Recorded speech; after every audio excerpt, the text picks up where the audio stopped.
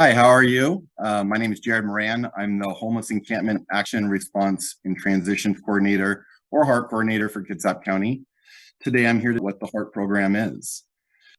It started as a response to a multitude of factors such as new laws surrounding public response to encampments and CDC recommendations during the pandemic. During this time, the county was receiving many complaints and concerns about encampments on county property. Many county departments were receiving these concerns, and there was not much coordination or consistency between the departments.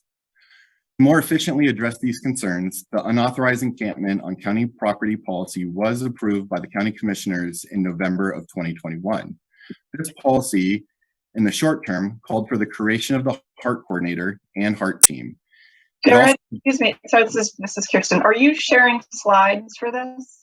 I thought I had slides. How am I going to get this uploaded? Do I? Sorry, I apologize for interrupting you. I know you have some lovely slides put together, and I didn't want to interrupt your flow, but yeah, no, that's cool. Let's see if I could. If you want to do it without slides, that's fine too. Let's see if I can share this slideshow. Can you see it? Can people see it now? Yes, we can see it. Thank you. All right. I'm not going to start all over. We'll go from there. Here we go.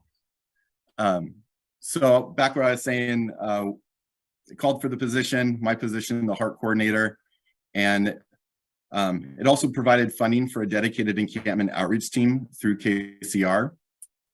Funding was also allocated for an emergency motel program and an increase in funding for move-in assistance through a KCR contract.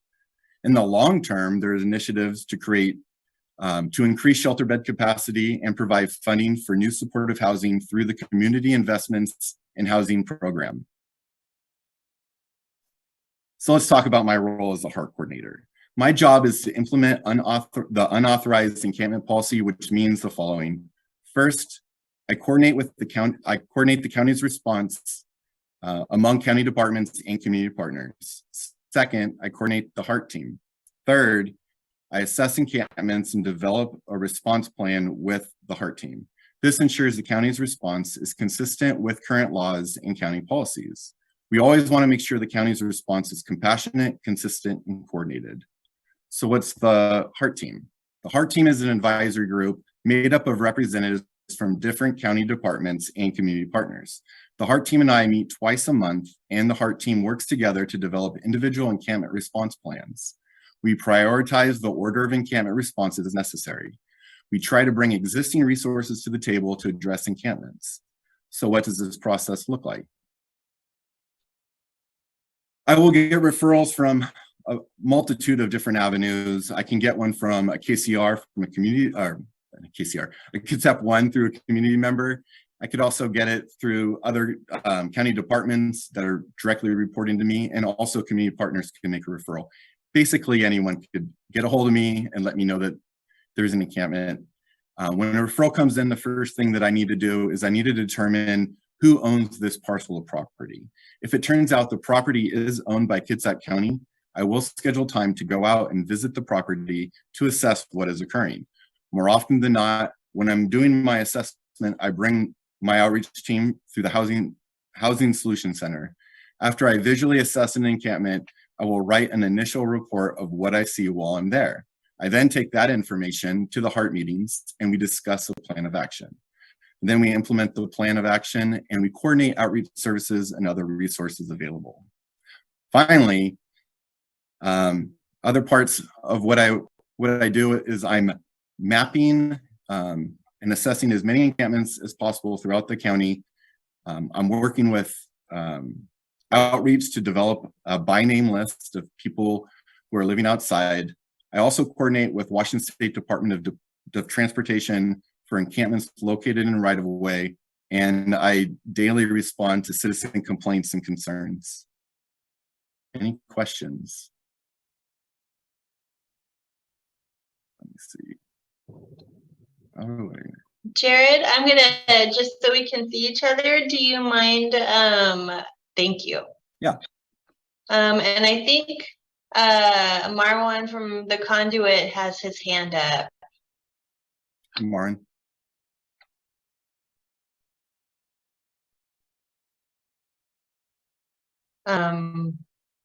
Marwan, can you hear me? You have your hand raised. I don't know if it's from before or after. Did you have a question for Jared regarding the HEART program? It was from before. It was from before. Okay. Sorry about that.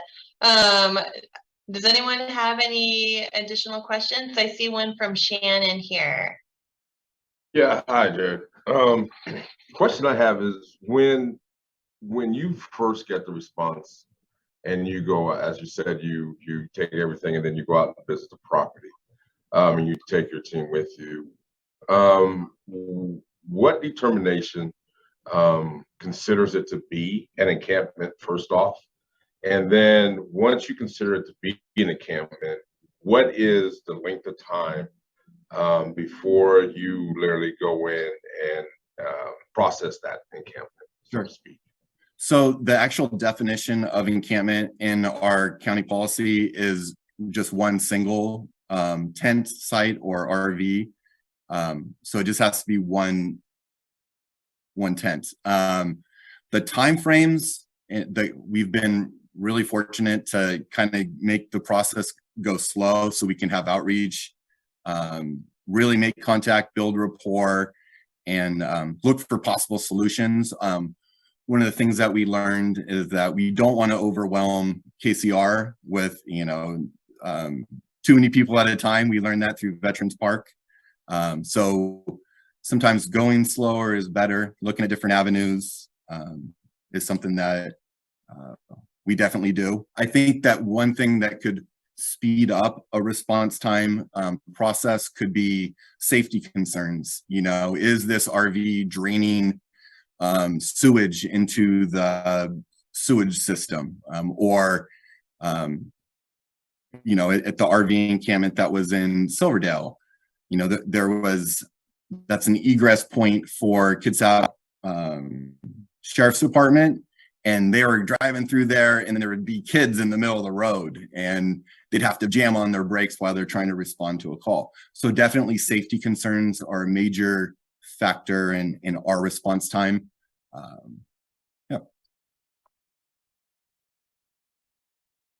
Can I add something, Jared? Sure. You mind if I add something? Please.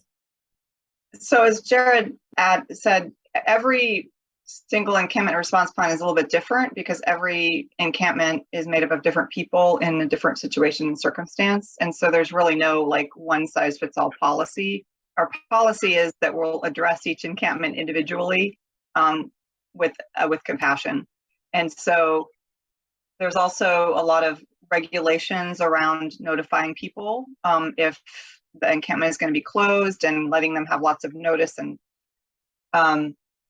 so it's definitely something that takes quite a while to kind of assess an encampment, develop a plan, and then start implementing that plan. So we're fresh off of the Silverdale RV experience and the Veterans Park encampment experience. And what we found is that maximizing the time that we have to have outreach from not just the KCR Housing Solutions Center outreach team, but the real team and nonprofit volunteer outreach groups, the more time we have to make sure people know that what's happening, receive outreach, receive offers of assistance, the better the results are for everybody. So it's kind of a case-by-case basis. Thank you both. I appreciate it. Jared, I see a couple of questions in chat. One is from Juanita Bernard. Would county response include placing adequate trash receptacles in the encampment? So at times, yes. What we noticed in the Silverdale lot is that the people would abuse that and not necessarily the campers there. We were having community people, from their own houses bring their garbage and pile it up, which that encampment was, they kept it relatively clean. And then I brought in a dumpster and it kind of got out of hand. So probably would again be case to case, like Kirsten said. Okay, and then one more from Jeff Campbell. Is there a map of where people are allowed to set up a tent or camp? There is no map yet of where they're allowed to set up a camp. But that's a good idea. Yeah. Are there certain areas, like I don't know enough about this issue, are there certain areas where it is legal for people to camp, or what is the law or the policy procedure on that? Great question. We don't have designated legal camping on public land at this time. Okay, thank you. And then one last question from Jessica Goodry. What organizations are included in the HEART team? Yeah, that's a good question. So we've worked with Kids That Public Health. They have a representative on the team. And I've reached out with a bunch of other people. Most people, I don't know if it fits into their schedule, but definitely all the county departments. Kitsap County Sheriff's is involved. Kitsap Community Resources is obviously a major player and helpful to us. The REAL team is helpful to us. So if you would like to be a part of the HEART team, shoot me an email and we could definitely talk about what role and how we could work together. I think obviously the more the better, and we can have more input. So just to add on to that, the role of the HEART team is primarily to coordinate the county response to encampments. So it's mostly made up of county departments.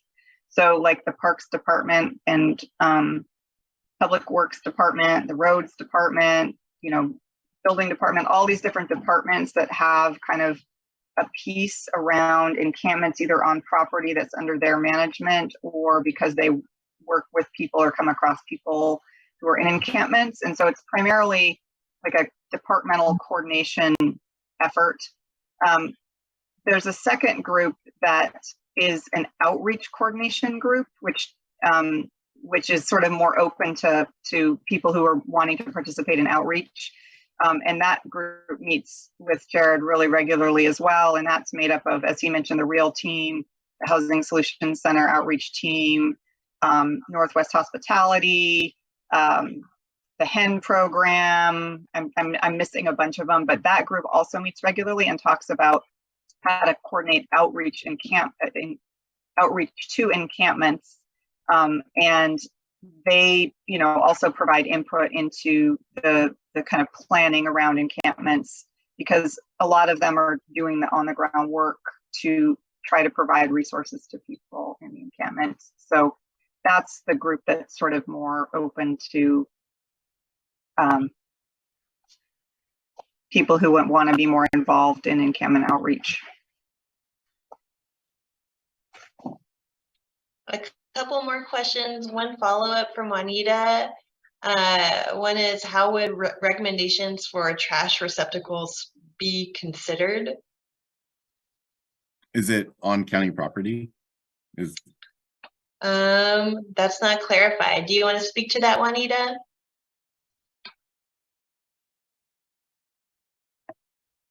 Yes. I don't believe it's county property, so it has to be county property. Hello, can you hear me? Yeah, I can hear you. Yeah. I would say that for an actual dumpster to be put in place, it would have to most likely be on county property and have approval. So how would I know the difference between county property and regular residence? Because it's an empty space, it's an empty lot, and there are no buildings in that lot. And maybe you might be familiar with it. It's right behind the Salvation Army, I believe, right across the street from the Marvin Williams Center. That's the lot I'm talking about. In Port, In Bremerton, Oh, okay. yes. Yeah, so that wouldn't be county property right there in Bremerton. I think that's probably city of Bremerton, I'm assuming. But I would Oh, have- okay, I got it. Now I understand. Okay, thank you. Yep. And Juanita, if you're interested in looking up the ownership of a property, you can definitely do that. The county assessor has a website where you can type in an address and it will pull up all the information about who owns that property.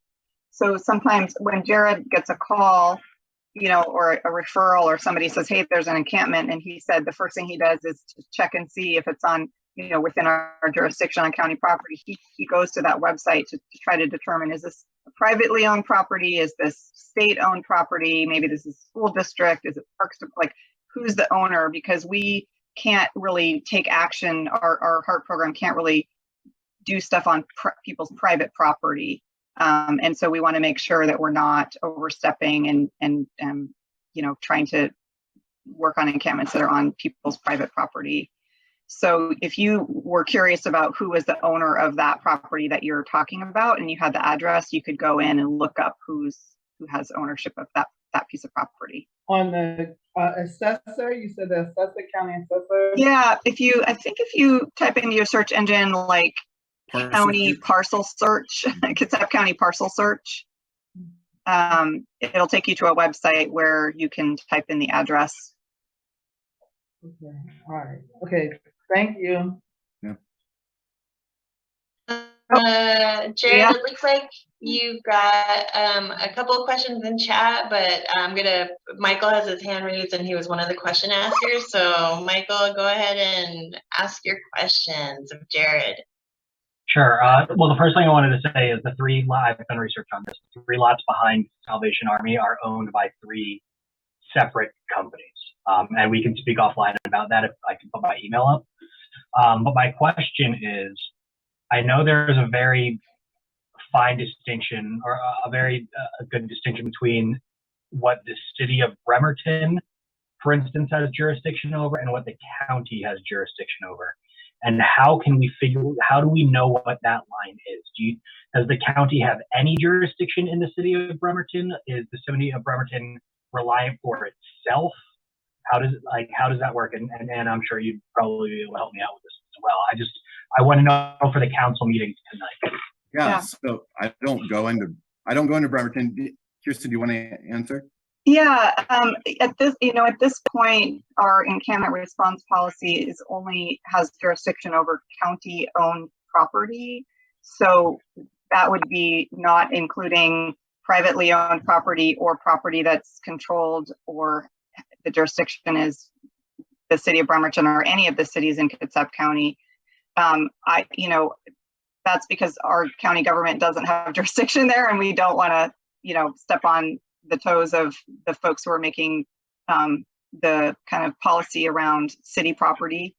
I'd be more than happy to talk to you more offline about, what our approach is and share information. But until we have an agreement to do something different, we only have jurisdiction over county controlled property. No, and that's what I thought. I just wanted to make sure that that's a very important distinction, I think, going forward is, what the county has jurisdiction over versus what each municipality has jurisdiction. Yeah, exactly. And, we're very cognizant of that. And that's why the first thing that we do is we research who has jurisdiction over this property so that we're not stepping, on top of other jurisdictions' policies or responses. Now, it doesn't mean there couldn't be some room to coordinate efforts or to do things in cooperation with each other. But at this point, we're just, and to be fair, this program is only about 3 or 4 months old. So we're still kind of learning our way around how this is going to best work. So this program in particular is just trying to deal with encampments on county property. And then I saw you had a question. Is that Jeff? You had a question about kind of how does Martin versus Boise play into this encampment response policy? Was that correct?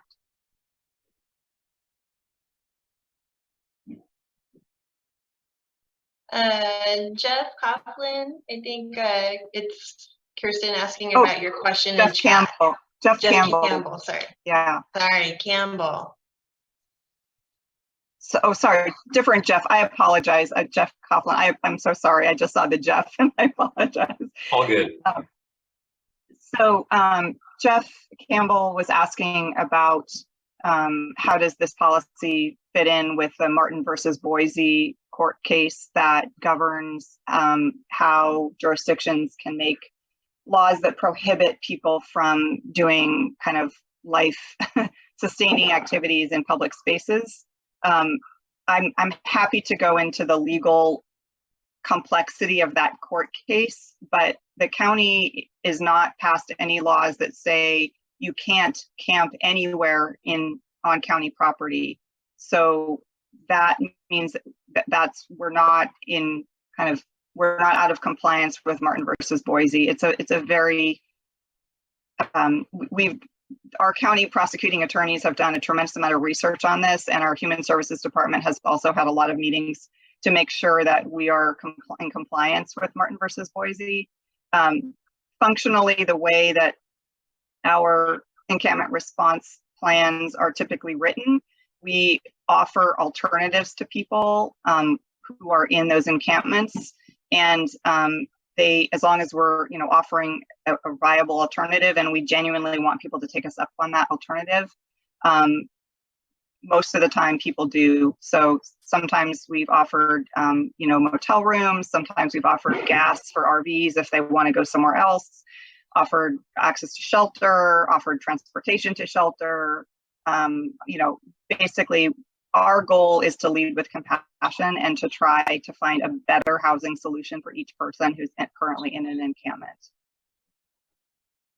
Hopefully that answers your question. And I'd be happy to answer more and talk more offline and go into the complexities of Martin versus Boise, because it's not always 100% understood. The headline of it isn't always the actual detail of how it gets implemented in each jurisdiction. Thank you. I appreciate that. Jared, I think there was one more question and I'll close with that. Anna, did you have your hand up? Did you have an additional question for Jared or Kirsten? Yeah, just I put this in the chat as well. One of the specific things that we're looking for in Bremerton is apparently they tried having porta-sands, and the report we're getting is that people were locking themselves in, and that they were tossing sharps into the waste, and people had an understandable reluctance to come into contact with stranger sharps. So I was wondering if anybody had a, straight up practical solution for this one. So what I learned from Kirsten before I started this position was they put a porta-sands, they had a rented porta-sands that they put at Veterans Park, and it melted down because someone caught it on fire. And through that, the county has learned we're just gonna probably buy our own and have them serviced ourselves. How to prevent that? I think what they did at Veterans Park, which worked, was they have the sharps containers located near the porta potties themselves, and that seemed to work. People were using them in Veterans Park, and I don't think they were finding as many, but I don't think you can 100% prevent them all the time. So what happens? What happens to the fecal matter? With the fecal matter with sharps? That is contaminated with sharps, yeah? How do they do that? That's a good question. We use meringue cleaning, which is no relation to me at all. But they come and clean them. So that's more of a question for the people that suck them out, clean them out. Like with a Vector truck, yeah? Yeah. The Vector truck probably doesn't care. Right. So the county, anytime we have put a porta potty somewhere, and we contract with a professional servicer to service the porta potty. And I know that they do have concerns about sharps, and they don't like having sharps in there. So as Jared said, we had better success reducing the sharps in the porta potty by putting a sharps container right next to the porta potty. That did seem to have some positive impact. I believe that we partnered with Kitsap Public Health on that, and so I can help let them speak to kind of how that happened and what they found. I know there was a lot of sharps in those containers. Okay. Is that Yeah. Kayla? Is that your? Thank you. And I can connect you with Steve Brown. I think he's the one who works with Jared in the HEART program. It is, yeah. So I can make the connection. Yeah, that is also my wheelhouse, but in terms of that at the Veterans Park, I'm pretty sure it was our solid waste program. And to be really clear, I know that the city of Bremerton is there's lots of discussions about providing more hygiene facilities for folks. I've had a little bit of communication with Joe Walter, maybe, I can't remember her last name, share more information. I mean, we're happy to work together on this and kind of support what you're working on. For a long time, the Housing and Homelessness Coalition had an outdoor homeless committee that had similar conversations before the pandemic started about how to have an urban rest stop or how to increase hygiene facilities. And obviously the pandemic made everything kind of like it wasn't about the pandemic, get put on hold. And so those conversations sort of got backburnered. Sounds like there's a lot of interest in starting those up again. And there's definitely some communities that have done some good work around this that we can learn from. Jeff Campbell put a link to the urban rest stop in the chat. One of the things that I was sharing with somebody the other day is that if you've had the opportunity to travel in other countries, you will find that many of them have a lot of public restroom access for everybody, right? So there are public restrooms all over the place, and that seems to be something that our country's really struggled with, how to have public restrooms available in most public spaces, and so it would be definitely something to start having more conversation. How do we do that in a way that maintains their sanitariness and yet serves the purpose that they were meant to serve. So anyway, Anna and Jeff, I'm more than happy to talk with you, be a resource, share information about the HEART program, whatever we can do to support your work on this issue. Thank you so much, Jared and Kirsten, for sharing about the HEART program. Kirsten, the public restroom thing, I shared it with my staff, but there's a Marketplace podcast that talks about the history of public restrooms in our country. It's very interesting. I'll put it in chat when I look it up. But I